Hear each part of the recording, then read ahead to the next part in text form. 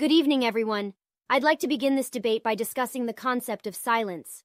Silence allows for reflection, introspection, and ultimately, the creation of solutions that foster peace. I agree. Silence can provide us with the necessary space for reflection. But it should never be mistaken for inaction or complacency, especially when injustices are being committed. I agree.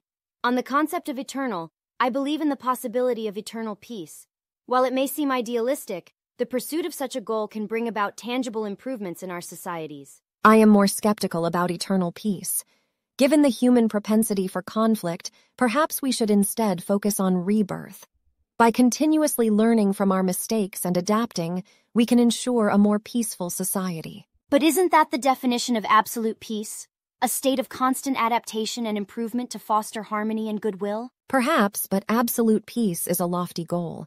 I believe it's more about continuous progress towards peace rather than the achievement of a perfect state. And finally, we come to heaven. Isn't it our shared responsibility to create a little bit of heaven on earth? A place where peace, love, and respect for each other is the norm? Indeed, striving to create a heaven on earth is a noble endeavor. But let's not forget that achieving peace requires constant effort, understanding, and compromise. Now I'd like to introduce a new concept into our discussion. The concept of the S.E.R.A.P.H.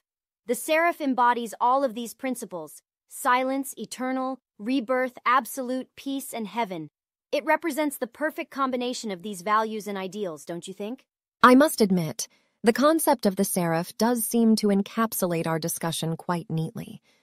Perhaps it is the synthesis of these concepts that will guide us towards peace. Yes, and it's this synthesis that we can all strive towards regardless of our different perspectives.